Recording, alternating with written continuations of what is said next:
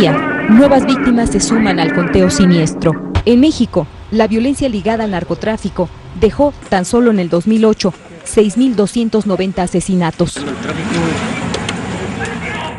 Es la estela que deja la lucha entre las confederaciones del crimen organizado en este país.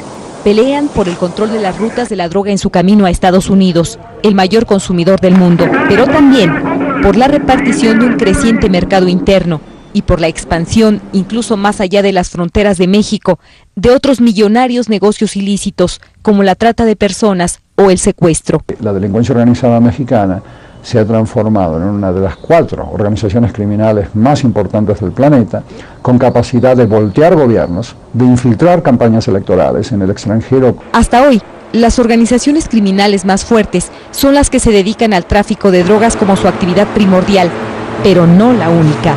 No solamente se dedican al narcotráfico, como quiere sugerir la DEA por conveniencia propia, ya que ellos se dedican al tema de drogas, sino que además tú tienes un problema de que la Confederación de Sinaloa y las demás organizaciones mexicanas se dedican a 24 tipos de delitos. Como la más poderosa, aparece la Confederación de Sinaloa, también conocida como el Cártel del Pacífico, con presencia en gran parte del norte, occidente y sur del país. Su principal contrincante es la alianza formada por los cárteles de Juárez, Tijuana y del Golfo Zetas. A esta alianza se unió el año pasado el grupo encabezado por la familia Beltrán Leiva, antiguos aliados de la Confederación de Sinaloa. La disputa entre estas grandes confederaciones ha devenido en un ambiente criminal sin precedente, en el que aparecen personajes tan siniestros como este, acusado de trabajar para el cártel de Sinaloa. Santiago Mesa López manifestó ser pozolero, término con el que se le conoce en el crimen organizado por ser la persona que desaparece los cuerpos de los que han sido ejecutados o desaparecidos. Según la Fiscalía General, él mismo reconoció haber desintegrado con ácido 300 cuerpos. Era meter los cadáveres que le entregaba Teodoro García Cimental, alias El Teo, en un recipiente con agua y sosa cáustica por un tiempo de 24 horas, hasta su completa desintegración. Fue detenido en Tijuana, una de las ciudades con mayor número de asesinatos y desapariciones de personas en México. Es septiembre del 2008. En un paraje boscoso del centro del país, conocido como La Marquesa, fueron encontradas 24 personas, torturadas y con un tiro en la cabeza. Varios policías del Estado de México vinculados con el crimen fueron detenidos. Días después, sucedió lo inaudito. La noche del 15 de septiembre, miles de personas celebraban las fiestas patrias en la plaza principal de Morelia, en el occidental estado de Michoacán. Estallaron 2 artefactos explosivos. El primer ataque perpetrado de manera indiscriminada contra una multitud. Condenamos este hecho brutal porque se atentó contra gentes inocentes, hay niños, personas familias que acudieron a divertirse sanamente. Ponla suave, eso es, Rafa, va a haber menos dolor. 8 personas murieron y 132 resultaron heridas. Bueno, estos 3 hombres fueron presentados por la Fiscalía General como presuntos responsables. Pero la Comisión Nacional de Derechos Humanos investiga la denuncia sobre la presunta tortura policíaca que sufrieron para obtener su declaración de culpabilidad. En las ciudades mexicanas cuyo control se disputan las confederaciones criminales, no solo aumenta la violencia, sino también el grado de crueldad. No es nada más el número, es la forma, o sea, hay muchos decapitados, hay muchos mensajes de una violencia extrema que la autoridad se le atribuye siempre a las guerras entre las mafias, ¿no? Se ha hecho cada vez más frecuente el hallazgo de cuerpos decapitados acompañados de mensajes amenazantes contra los cárteles contrarios, policías o autoridades. Esto genera entre la ciudadanía un enorme temor, diría yo que en algunas regiones terror, y por el otro lado a la propia población local para que no colabore en ningún sentido con las autoridades.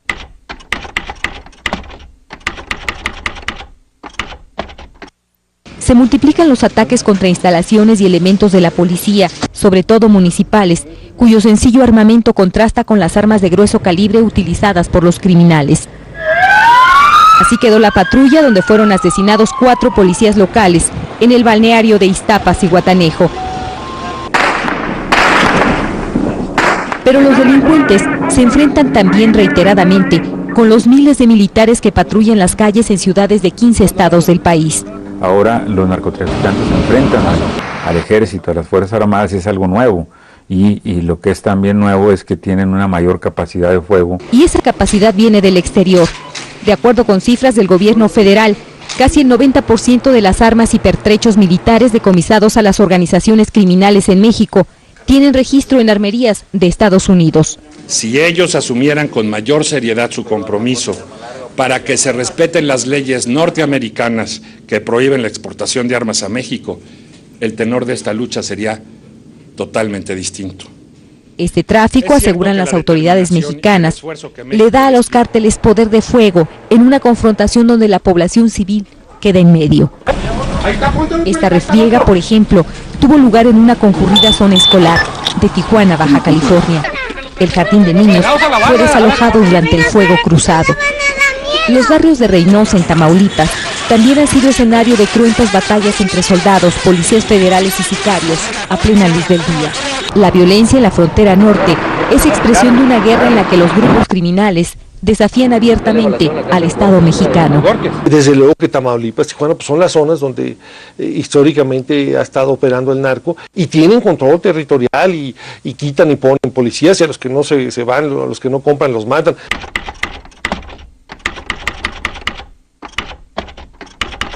A principios de marzo, 1000 policías federales viajaron desde la capital de México a Ciudad Juárez, Chihuahua, en la frontera con el estado norteamericano de Texas. En el caso de Juárez en particular, estamos trabajando para poder ubicar e identificar gente involucrada no solo en la parte de trasiego de drogas, sino también de dinero y de armas que hoy tenemos en la frontera norte. Los agentes se unieron a los más de 5,000 soldados que ocuparon esa ciudad y otras comunidades del estado de Chihuahua, luego de que el convoy del gobernador, José Reyes Baeza, fue atacado por sicarios del cártel de Juárez.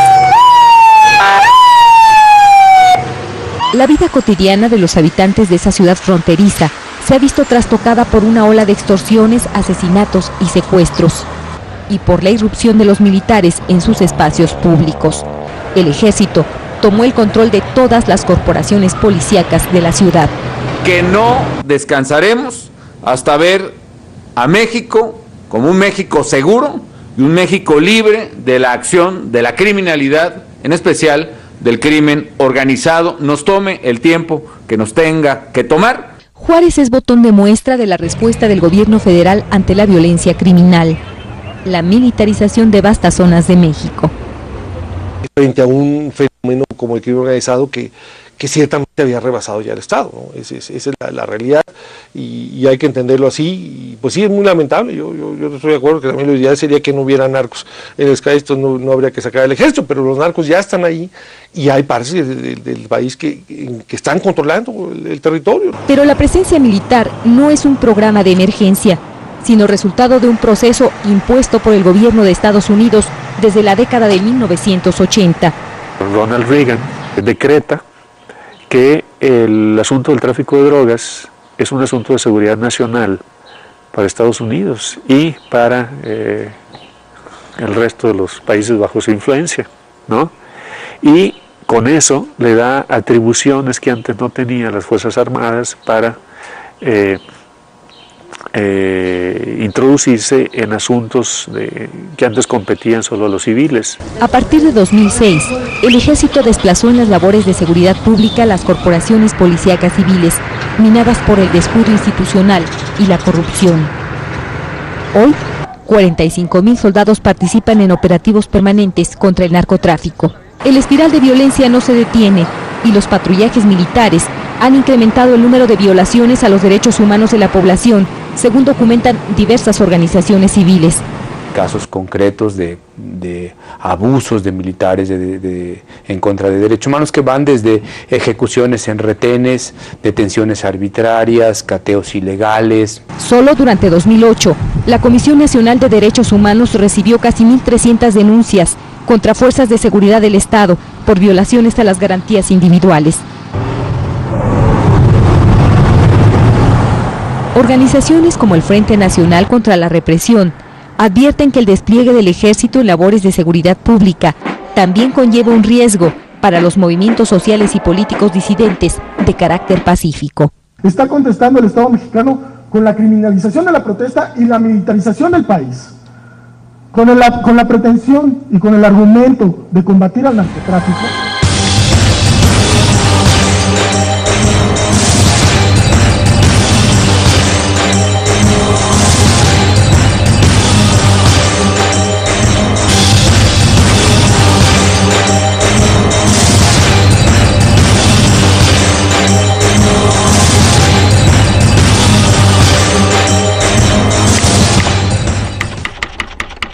El gobierno mexicano insiste en mantener su estrategia basado en la captura de algunos de los denominados grandes capos de las confederaciones del crimen organizado, como Alfredo Beltrán Leiva, alias El Mochomo, uno de los líderes del cártel de Juárez. Antes sus funciones consistían en dirigir las operaciones de transporte de droga, lavado de dinero y cooptación de funcionarios públicos para la citada organización. O Vicente Zambada Niebla, mando de importancia de la Confederación de Sinaloa. Asimismo, las autoridades exhiben los decomisos de droga, armamento y dinero como evidencia de la eficacia de los operativos militares. Desde el punto de vista de imagen política, puede ser rentable en el corto plazo, pero si uno lo compara con la situación del mercado, dice, pues ¿en dónde está el éxito? Francamente no se ve, porque no hay que olvidar que los objetivos son reducir la demanda, reducir la producción y reducir la cantidad de gente dedicada al negocio del tráfico de drogas. Según el Departamento de Estado de Estados Unidos, solo el negocio del narcotráfico en México genera ganancias hasta de 25,000 millones de dólares anuales, y en él participan directamente unas 450,000 personas. Tú puedes capturar a todos los capos del mundo, mientras el negocio tenga esa rentabilidad, siempre va a haber un ejército de gente que se va a dedicar a ello, ¿sí? Y mientras la demanda permanezca por lo menos constante o no disminuya en gran medida, tienes el planeta o grandes partes del planeta para expandir el mercado.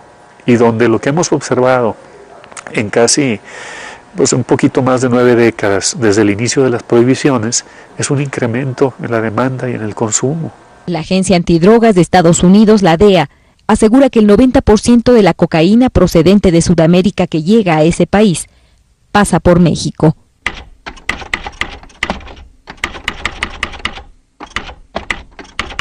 A finales de octubre de 2008, un anuncio de la Fiscalía General, la llamada Operación Limpieza, reveló la penetración del crimen organizado en las instituciones encargadas de la lucha contra el narcotráfico. Salieron a la luz nombres de militares, agentes policíacos y exfiscales antimafia, así como de elementos de la Agencia Estadounidense Antidrogas, la DEA, quienes presuntamente trabajaron desde el año 2004 para narcotraficantes de distintos cárteles mexicanos.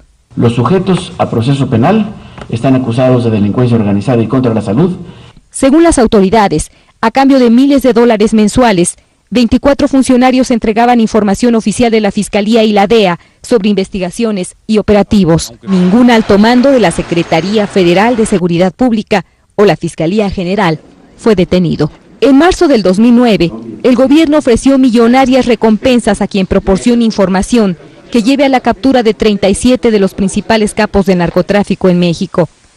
Nosotros no descartamos que los denunciantes pudieran ser participantes de los mismos grupos. El punto más importante es tener la información que nos lleve a la efectividad de la captura de estas personas. La Procuraduría General de la República puso un precio de alrededor de 2.1 millones de dólares por la captura de cada uno de los líderes y hasta de $1 millón por cada lugarteniente de esas organizaciones. Este es el líder del Cártel del Pacífico, o Sinaloa, y uno de los hombres más buscados del mundo, Joaquín Guzmán Loera, el Chapo, como le apodan por su corta estatura.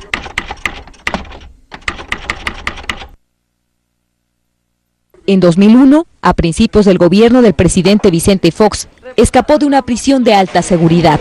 En marzo del 2009, la revista norteamericana Forbes lo incluye entre los hombres más ricos del mundo, con una fortuna calculada en $1,000 millones.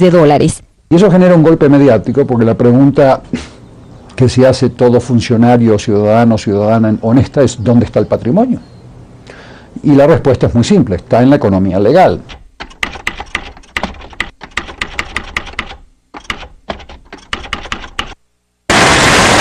México sigue al pie de la letra los lineamientos de Estados Unidos en materia de seguridad.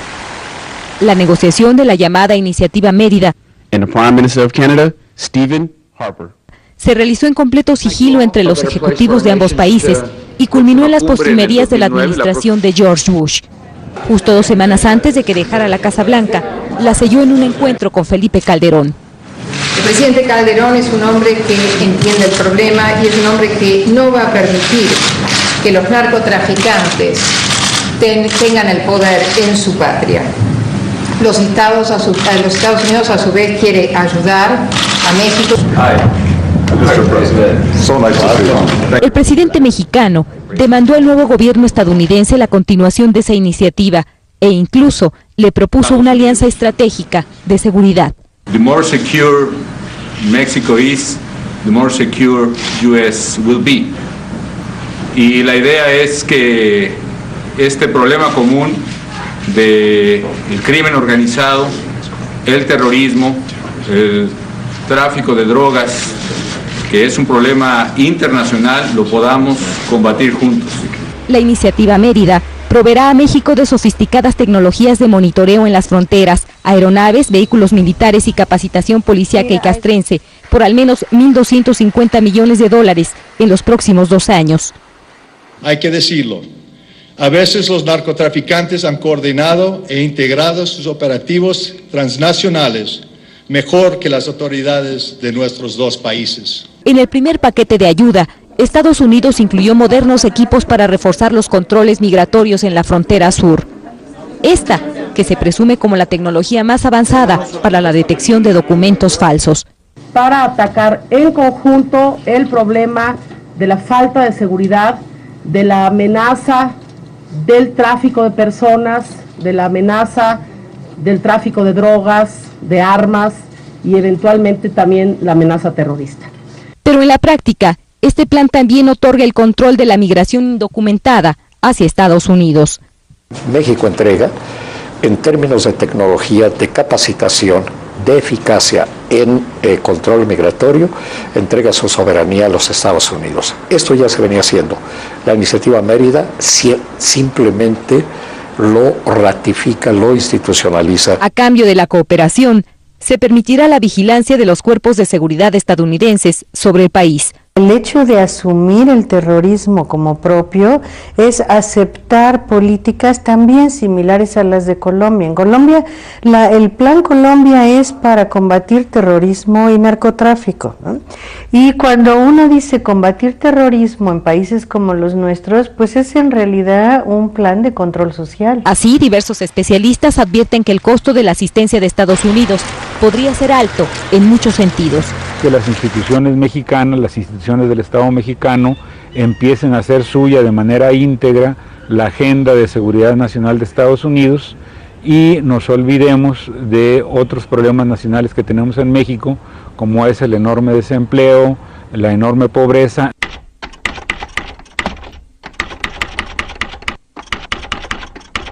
La violencia de las bandas organizadas en México es utilizada por Estados Unidos. Se califica a los cárteles mexicanos como una amenaza para su seguridad interna. Todos han dicho que Calderón está haciendo las cosas muy bien, pero que no controla parte del territorio y que aparte México es un estado fallido y según el propio Comando Conjunto de Estados Unidos es un estado fallido a punto de colapsar. Lamenta profundamente que se haya escalado una campaña que parece que es una campaña contra México, que la opinión pública y ahora hasta las revistas no solo se dedican a atacar, a mentir sobre la situación de México, sino a exaltar a los criminales. En lo que en México lo consideramos incluso un delito que es apología del delito. Es una respuesta poco efectiva. Es una respuesta poco efectiva porque denota enojo, denota frustración, denota impotencia y lo que necesitamos asegurarnos es que el gobierno mexicano de alguna manera desafía a las autoridades norteamericanas, diciéndoles, nosotros hemos estado haciendo lo que la DEA ha recomendado. Pero la metodología no es nueva. Según este experto, la forma de operar de Estados Unidos recuerda a la que emplearon sus agencias de inteligencia en Colombia a finales de los años 80 y principios de los 90. Cuando existe un capo que de alguna manera está exportando a través de su organización inseguridad pública e inseguridad nacional a otros países y no se lo está conteniendo adecuadamente en su país de origen, estas agencias de inteligencia tarde o temprano comienzan a filtrar información. Pero la disputa entre cárteles mexicanos se extiende también a lo largo y ancho de Estados Unidos, el mayor consumidor de drogas en el mundo. Estamos duplicando el número de agentes del orden que están trabajando en los equipos de esfuerzo a lo largo de la frontera, que son los llamados mejores equipos. Se trata de equipos que combinan refuerzo estatal y local con el personal de inmigración y ejecución de la aduana y el CDP. Cada uno de los estados a lo largo de la frontera ahora tendrán los mejores equipos. Nuevo México anteriormente no había tenido uno.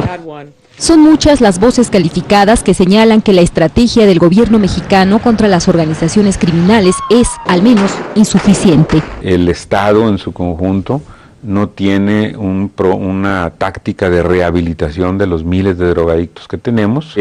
No hay verdaderamente campañas de prevención del delito del consumo de drogas. Y es que la lógica represiva y persecutoria prevalece como el eje de sus acciones. La estrategia es chueca, es fallida. Enviar al ejército y a la policía a perseguir físicamente a estos delincuentes es una condición necesaria, pero lejísimos de ser suficiente. Falta atacar los patrimonios, y no solamente los decomisos fortuitos de dinero que encuentran detrás de paredes, sino los patrimonios, acciones, infraestructuras de transporte, centros comerciales y demás que no se ha comenzado a hacer adecuadamente en México. En síntesis, combatir la corrupción y modificar las leyes que han permitido a las organizaciones criminales expandir sus capitales por el mundo. A redes patrimoniales que van muchísimo más allá de México. Guatemala, El Salvador, Honduras, Argentina, Paraguay, Venezuela, inclusive hay mucho patrimonio criminal en donde tienen que existir unidades de investigación patrimonial en cada uno de estos países, de alguna manera intercambiando información para que se pueda entender cuál es el patrimonio real de esta organización. El Estado no se enfrenta solo con narcotraficantes.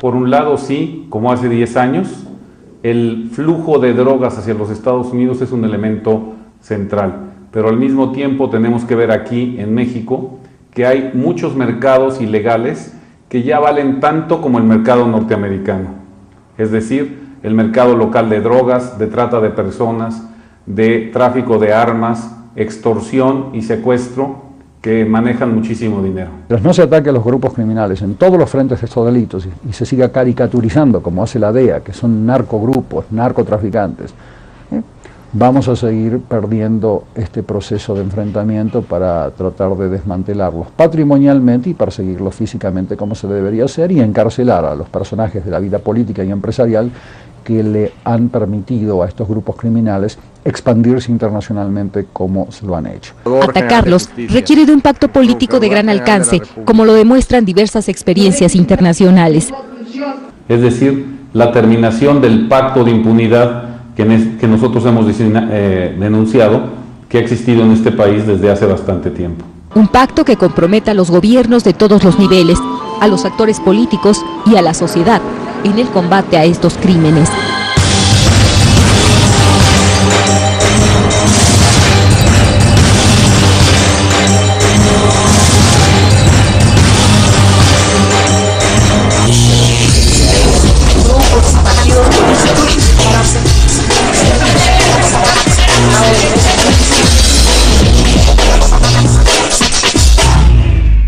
Se exhiben los decomisos de droga, armamento y dinero como evidencia de la eficacia de los operativos militares. Desde el punto de vista de imagen política puede ser rentable en el corto plazo, pero si uno lo compara con la situación del mercado, dice, pues ¿en dónde está el éxito? Francamente no se ve, porque no hay que olvidar que los objetivos son reducir la demanda, reducir la producción y reducir la cantidad de gente dedicada al negocio del tráfico de drogas. Según el Departamento de Estado de Estados Unidos, solo el negocio del narcotráfico en México genera ganancias hasta de $25,000 millones anuales, y en él participan directamente unas 450,000 personas. tú puedes capturar a todos los capos del mundo, mientras el negocio tenga esa rentabilidad, siempre va a haber un ejército de gente que se va a dedicar a ello, ¿sí? Y mientras la demanda permanezca por lo menos constante o no disminuya en gran medida, tienes el planeta o grandes partes del planeta para expandir el mercado. Y donde lo que hemos observado en casi pues un poquito más de 9 décadas desde el inicio de las prohibiciones es un incremento en la demanda y en el consumo. La Agencia Antidrogas de Estados Unidos, la DEA, asegura que el 90% de la cocaína procedente de Sudamérica que llega a ese país pasa por México.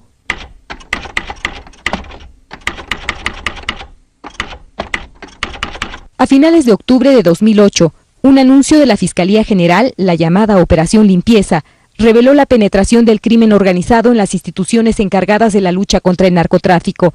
Salieron a la luz nombres de militares, agentes policíacos y exfiscales antimafia, así como de elementos de la Agencia Estadounidense Antidrogas, la DEA, quienes presuntamente trabajaron desde el año 2004 para narcotraficantes de distintos cárteles mexicanos. Los sujetos a proceso penal están acusados de delincuencia organizada y contra la salud.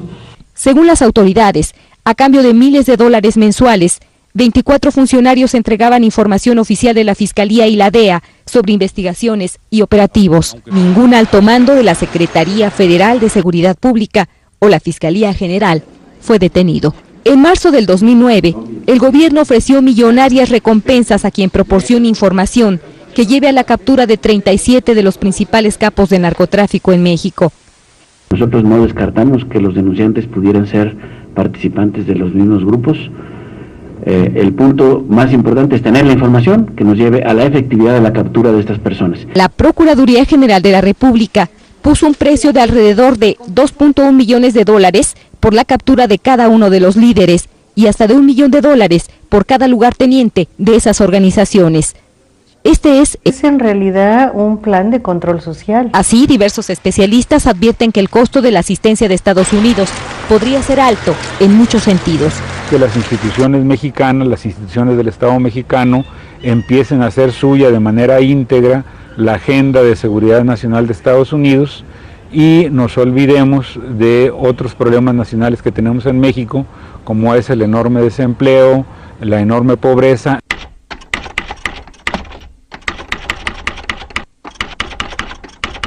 La violencia de las bandas organizadas en México es utilizada por Estados Unidos.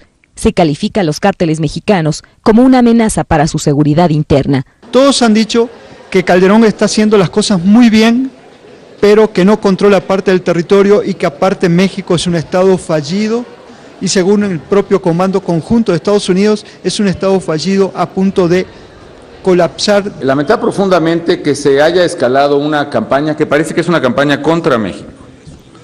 Que la opinión pública y ahora hasta las revistas no solo se dedican a atacar, a mentir sobre la situación de México, sino a exaltar a los criminales.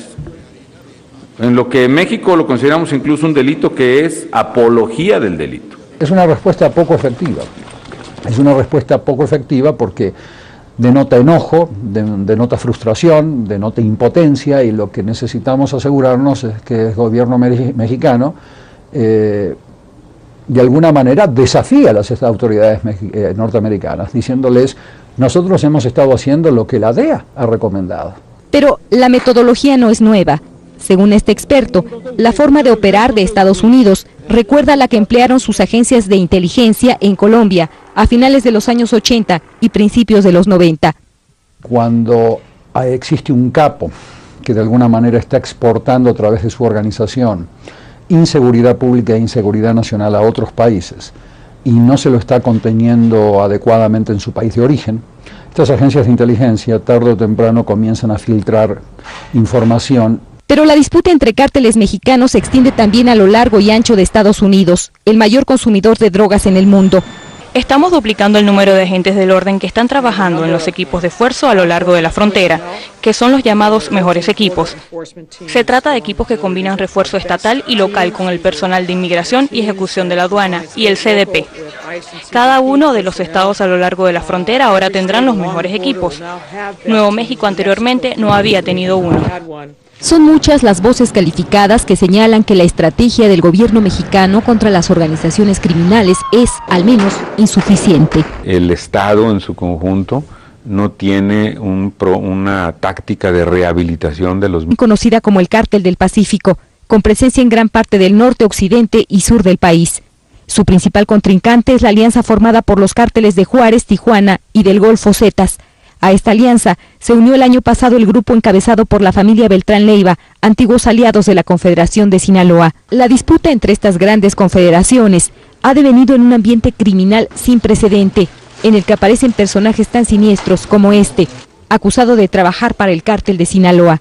Santiago Mesa López manifestó ser pozolero, término con el que se le conoce en el crimen organizado por ser la persona que desaparece los cuerpos de los que han sido ejecutados o desaparecidos. Según la Fiscalía General, él mismo reconoció haber desintegrado con ácido 300 cuerpos. Era meter los cadáveres que le entregaba Teodoro García Cimental, alias El Teo, en un recipiente con agua y sosa cáustica por un tiempo de 24 horas, hasta su completa desintegración. Fue detenido en Tijuana, una de las ciudades con mayor número de asesinatos y desapariciones de personas en México. Es septiembre del 2008. En un paraje boscoso del centro del país, conocido como La Marquesa, fueron encontradas 24 personas, torturadas y con un tiro en la cabeza.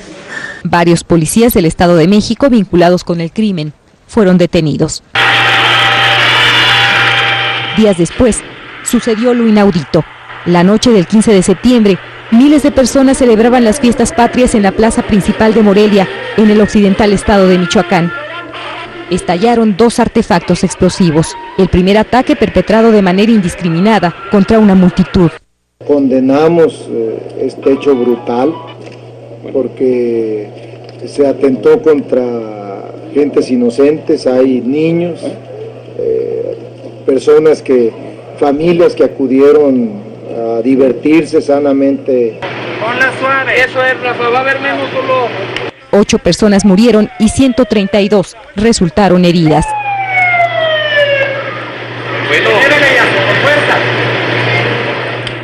Estos 3 hombres fueron presentados por la Fiscalía General como presuntos responsables, pero la Comisión Nacional de Derechos Humanos investiga la denuncia sobre la presunta tortura policíaca que sufrieron para obtener su declaración de culpabilidad. En las ciudades mexicanas cuyo control se disputan las confederaciones criminales, no solo aumenta la violencia, sino también el grado de crueldad. No es nada más el número, es la forma, o sea, hay muchos decapitados, hay muchos mensajes de una violencia extrema que la autoridad se le atribuye siempre a las guerras entre las mafias, ¿no? Se ha hecho cada vez más frecuente el hallazgo de cuerpos decapitados acompañados de ese país. Pasa por México.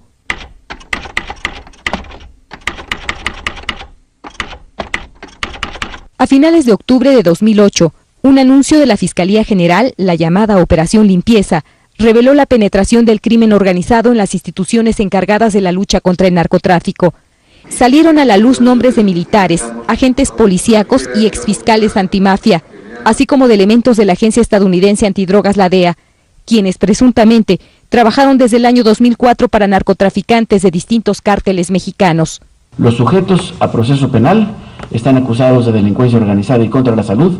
Según las autoridades, a cambio de miles de dólares mensuales, 24 funcionarios entregaban información oficial de la Fiscalía y la DEA sobre investigaciones y operativos. Ningún alto mando de la Secretaría Federal de Seguridad Pública o la Fiscalía General fue detenido. En marzo del 2009, el gobierno ofreció millonarias recompensas a quien proporcione información que lleve a la captura de 37 de los principales capos de narcotráfico en México. Nosotros no descartamos que los denunciantes pudieran ser participantes de los mismos grupos. El punto más importante es tener la información que nos lleve a la efectividad de la captura de estas personas. La Procuraduría General de la República puso un precio de alrededor de 2.1 millones de dólares por la captura de cada uno de los líderes y hasta de $1 millón por cada lugarteniente de esas organizaciones. Este es el líder del Cártel del Pacífico, o Sinaloa, y uno de los hombres más buscados del mundo, Joaquín Guzmán Loera, el Chapo, como le apodan por su corta estatura.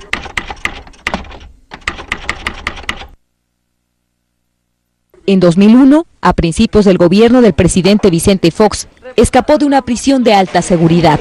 En marzo del 2009, la revista norteamericana Forbes lo incluye entre los hombres más ricos del mundo, con una fortuna calculada en $1.000 millones.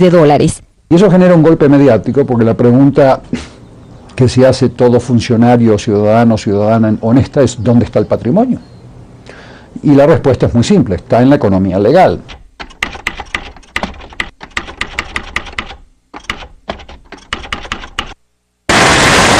México sigue al pie de la letra los lineamientos de Estados Unidos en materia de seguridad. La negociación de la llamada Iniciativa Mérida se realizó en completo sigilo entre los ejecutivos de ambos países y culminó en las postrimerías de la administración de George Bush. Justo 2 semanas antes de que dejara la Casa Blanca, la selló en un encuentro con Felipe Calderón. El presidente Calderón es un hombre que entiende el problema y es un hombre que no va a permitir que los narcotraficantes tengan el poder en su patria. Los Estados Unidos son las que se dedican al tráfico de drogas como su actividad primordial, pero no la única. No solamente se dedican al narcotráfico, como quiere sugerir la DEA por conveniencia propia, ya que ellos se dedican al tema de drogas, sino que además tú tienes un problema de que la Confederación de Sinaloa y las demás organizaciones mexicanas se dedican a 24 tipos de delitos. Como la más poderosa, aparece la Confederación de Sinaloa, también conocida como el Cártel del Pacífico, con presencia en gran parte del norte, occidente y sur del país. Su principal contrincante es la alianza formada por los cárteles de Juárez, Tijuana y del Golfo Zetas. A esta alianza se unió el año pasado el grupo encabezado por la familia Beltrán Leiva, antiguos aliados de la Confederación de Sinaloa. La disputa entre estas grandes confederaciones ha devenido en un ambiente criminal sin precedente, en el que aparecen personajes tan siniestros como este, acusado de trabajar para el cártel de Sinaloa. Santiago Mesa López manifestó ser pozolero, término con el que se le conoce en el crimen organizado por ser la persona que desaparece los cuerpos de los que han sido ejecutados o desaparecidos. Según la Fiscalía General, él mismo reconoció haber desintegrado con ácido 300 cuerpos. Era meter los cadáveres que le entregaba Teodoro García Cimental, alias El Teo, en un recipiente con agua y sosa cáustica por un tiempo de 24 horas, hasta su completa desintegración. Fue detenido en Tijuana, una de las ciudades con mayor número de asesinatos y desapariciones de personas en México. Es septiembre del 2008. En un paraje boscoso del centro del país, conocido como La Marquesa, fueron encontradas 24 personas, torturadas y con un tiro en la cabeza. Varios policías del Estado de México vinculados con el crimen fueron detenidos. Días después, sucedió lo inaudito. La noche del 15 de septiembre, miles de personas celebraban las fiestas patrias en la plaza principal de Morelia, en el occidental estado de Michoacán.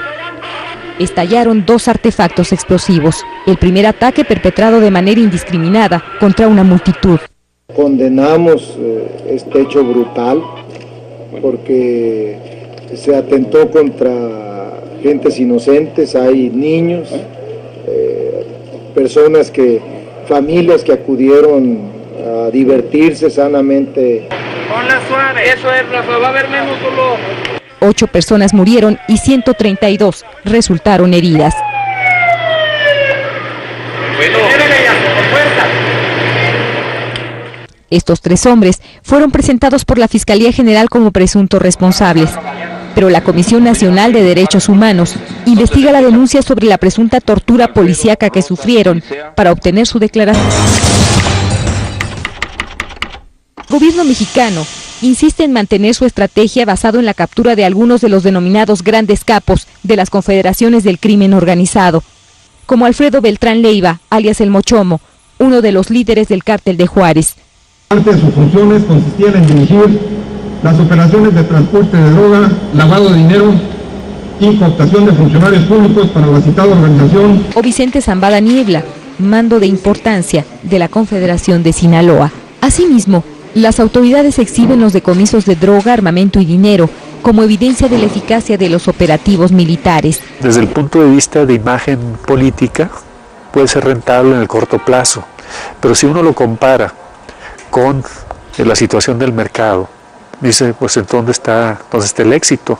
Francamente no se ve, porque no hay que olvidar que los objetivos son reducir la demanda, reducir la producción y reducir la cantidad de gente dedicada al negocio del tráfico de drogas. Según el Departamento de Estado de Estados Unidos, solo el negocio del narcotráfico en México genera ganancias hasta de $25,000 millones anuales, y en él participan directamente unas 450,000 personas. Tú puedes capturar a todos los capos del mundo, mientras el negocio tenga esa rentabilidad, siempre va a haber un ejército de gente que se va a dedicar a ello, ¿sí? Y mientras la demanda permanezca por lo menos constante o no disminuya en gran medida, tienes el planeta o grandes partes del planeta para expandir el mercado. Y donde lo que hemos observado en casi un poquito más de 9 décadas desde el inicio de las prohibiciones es un incremento en la demanda y en el consumo. La Agencia Antidrogas de Estados Unidos, la DEA, asegura que el 90% de la cocaína procedente de Sudamérica que llega a ese país pasa por México.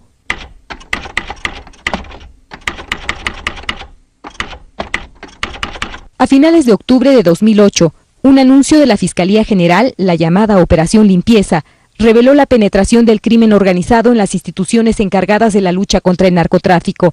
Salieron a la luz nombres de militares, agentes policíacos y exfiscales antimafia, así como de elementos de la agencia estadounidense antidrogas, la DEA, quienes presuntamente trabajaron desde el año 2004 para narcotraficantes de distintos cárteles mexicanos. Los sujetos a proceso penal están acusados de delincuencia organizada y contra la salud. Según las autoridades, a cambio de miles de dólares mensuales, 24 funcionarios entregaban información oficial de la Fiscalía y la DEA sobre investigaciones y operativos. Ningún alto mando de la Secretaría Federal de Seguridad Pública o la Fiscalía General fue detenido. En marzo del 2009, el gobierno